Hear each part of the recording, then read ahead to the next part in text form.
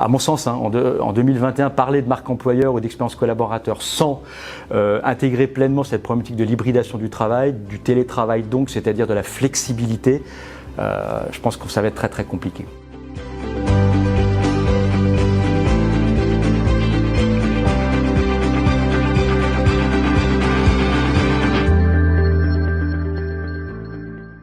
Benoît Méronin, 50 ans, jeune papa d'une petite fille de 3 ans et 2 activités professionnelles, 80% donc je dirige l'équipe conseiller stratégie du groupe Corus, premier aménageur indépendant en France, et à 20% je suis toujours professeur à Grenoble École de Management.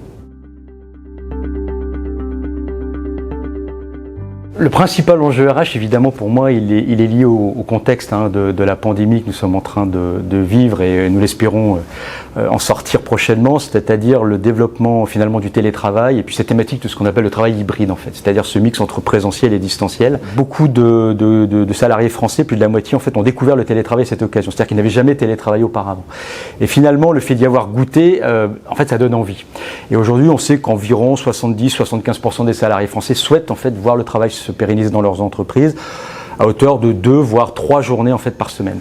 Or, on sait aussi que beaucoup d'employeurs ont finalement quelque part la volonté un petit peu inverse, avec ce fameux retour au bureau, comme si finalement travailler c'était de fait retourner au bureau. Et tout ça finalement rebalaye à mon sens un petit peu les cartes par rapport à ces vieilles thématiques qu'on appelle la marque employeur ou qu'on appelle l'expérience collaborateur aujourd'hui. C'est-à-dire que, à mon sens, en 2021, parler de marque employeur ou d'expérience collaborateur sans intégrer pleinement cette problématique de l'hybridation du travail, du télétravail donc, c'est-à-dire de la flexibilité, je pense que ça va être très très compliqué. On attend beaucoup des managers aujourd'hui, ça a été beaucoup évoqué depuis 1 an et demi, c'est-à-dire en fait l'impréparation, mais par manque en fait d'accompagnement, de formation en fait des managers sur cette problématique qu'on appelait auparavant le management à distance. Donc je pense qu'il y a effectivement cet enjeu qui demeure, c'est-à-dire comment je forme, comment j'accompagne en fait mes managers pour qu'ils soient à l'aise en fait eux-mêmes d'abord dans le télétravail, parce que ça souvent on l'oublie, mais beaucoup n'avaient pas télétravaillé eux non plus, donc comment je me sens à l'aise moi finalement dans ce nouveau monde du travail hybride.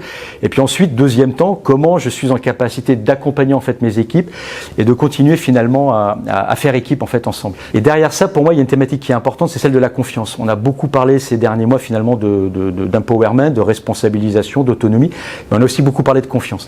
Et je pense que quand il y a le retour en arrière que j'évoquais tout à l'heure, c'est-à-dire quand les collaborateurs sentent que on leur lâche plus la bride, mais on leur dit au contraire, voilà, maintenant le télétravail c'est un petit peu fini, un retour au bureau, eh bien ils sentent finalement qu'on leur fait plus confiance. Et ça c'est terrible.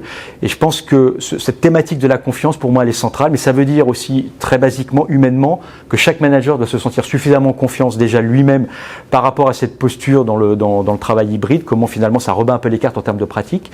Qu'est-ce que je vais faire à distance, moi concrètement en tant que manager, qu'est-ce que je vais finalement encourager mes équipes à faire à distance, et puis qu'est-ce qu'on va faire ensemble quand on est effectivement en présence finalement dans les bureaux de l'entreprise. Et je pense que très peu de managers finalement sont réellement à l'aise eux-mêmes avec en fait finalement cette manière de travailler, et donc quelque part un petit peu en difficulté quand il s'agit en fait d'accompagner leurs équipes. On a beaucoup parlé ces dernières années de symétrie des attentions. Moi, je parle plus volontiers de care, CARE, la notion d'éthique du care, de prendre soin des équipes. Et je pense que là aussi, il y a sans doute un hiatus entre des discours qui sont finalement parfois assez forts en faveur de ces thématiques-là, et puis la réalité que vivent en fait nombre de collaborateurs aujourd'hui, qui n'est pas toujours finalement celle de se prendre soin. Je pense que les plus jeunes nous attendent beaucoup au tournant, nous autres employeurs, managers, c'est-à-dire que on affiche finalement des grandes promesses, on affiche finalement des grandes thématiques, voilà, des grands principes. Et puis dans la réalité, parfois, ils ont le sentiment assez légitime que ces grands principes, ces grandes théories ne sont pas totalement mises en pratique. Et je pense que la réduction de cet écart va être fondamentale. C'est-à-dire que par le passé, on a pu faire un petit peu comme si finalement c'était pas très grave. Et je pense que les trentenaires aujourd'hui, et même les jeunes cadras, vont de plus en plus nous interpeller et nous dire stop, vous avez une promesse, vous parlez d'eux, mais en fait moi, dans mon quotidien, j'observe ça. Et cet écart-là, moi, je ne l'accepte plus. Donc soit vous progressez un petit peu, soit peut-être que je vais, ma foi, aller trouver quelque part chaussure à mon pied dans une autre entreprise.